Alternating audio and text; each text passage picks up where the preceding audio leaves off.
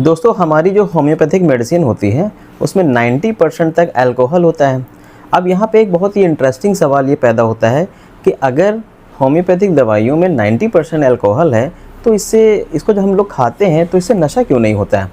दोस्तों हमारे बहुत सारे जो पेशेंट हैं और जो लोग यूट्यूब पे हमारा वीडियो देखते हैं वो अक्सर कमेंट में ऐसे भी पूछते हैं कि सर होम्योपैथिक में अल्कोहल होता है और इसकी वजह से हमें जो है नशा क्यों नहीं होता है। दोस्तों मेरा नाम डॉक्टर नज़र है और मैं इसी टॉपिक पे मैं बात करने वाला हूँ कि होम्योपैथिक दवाइयों में अल्कोहल क्यों मिलाया जाता है और अगर मिलाया जाता है तो इसको जब हम लोग सेवन करते हैं, जब इसको हम लेते हैं तो हमें नशा क्यों नहीं होता है। तो चलो हम इसी पे बात करते हैं।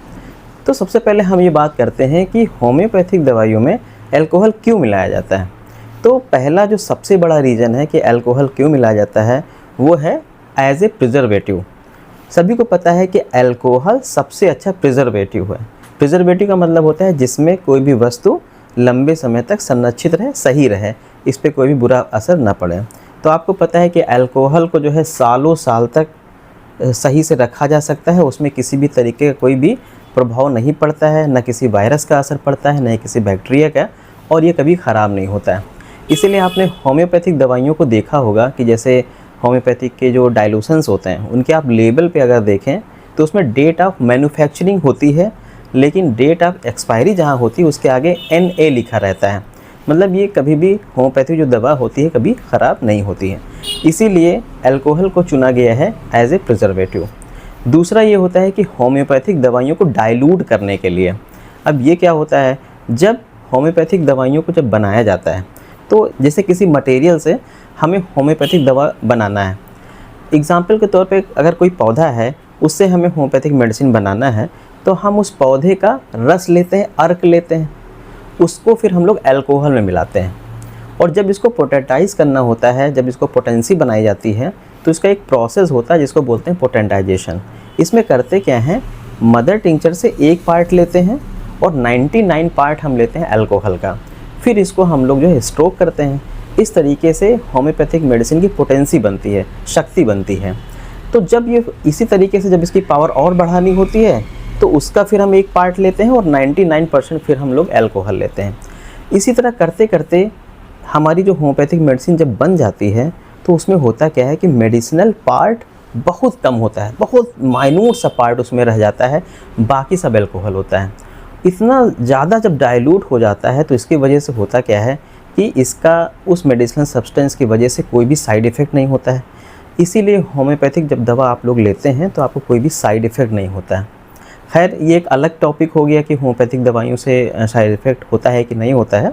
ऑलरेडी मैं इसको लेकर के मैं एक वीडियो बना चुका हूँ, आप उसको देख सकते हैं, उससे भी आपको समझ में आ जाएगा कि होम्योपैथिक दवाइयों से साइड इफ़ेक्ट कितना होता है। तो ये एक प्रोसेस हो गया कि हमें होम्योपैथिक दवाई को डाइल्यूट करने के लिए हम लोग अल्कोहल का हम लोग यूज़ करते हैं। तीसरा होता है डिस्पेंस करना, और उसमें एक बात आती है मिनिमम डोज की। दोस्तों होम्योपैथी का एक प्रिंसिपल होता है मिनिमम डोज। मिनिमम डोज का मतलब क्या होता है कि हमें पेशेंट को मेडिसिन की बहुत छोटी सी मात्रा देनी होती है, हमें ज़्यादा मात्रा देने की ज़रूरत नहीं होती है। हम लोग जब पेशेंट को डिस्पेंस करते हैं मेडिसिन तो हम लोग करते क्या है कि गोलियों में मेडिसिन को मिलाते हैं और पेशेंट को बोलते हैं कि आप 4-4 गोली 3-3 बार ले लीजिए। या अगर हम लोग लिक्विड में देते हैं तो पेशेंट को बोलते हैं कि इस मेडिसिन को 4 बूंद या 10 बूंद आप आधे कप पानी में, 1 कप पानी में आप उसको डाल करके लीजिए। तो इस तरह से होता क्या है, हमारी शरीर में अल्कोहल की बहुत ही कम मात्रा शरीर में जाती है और जब इतनी कम मात्रा हमारी बॉडी में जाएगी तो उस अल्कोहल का हमारे ब्रेन पे कोई असर नहीं पड़ता, हमारी बॉडी पे कोई असर नहीं पड़ता और हमें किसी भी तरीके का नशा नहीं हो सकता। तो यही कारण है कि अल्कोहल तो हमारी होम्योपैथिक मेडिसिन में 90% होती है, लेकिन हमारे शरीर में बहुत ही कम मात्रा उसकी जा पाती है, इसलिए हमें किसी भी तरीके का कोई भी नशा नहीं होता है। तो उम्मीद करता हूँ कि ये पूरी बात अच्छी तरीके से क्लियर हो गई कि होम्योपैथिक दवा लेने से किसी भी तरीके का कोई भी नशा नहीं होता है, या आप आराम से ले सकते हैं।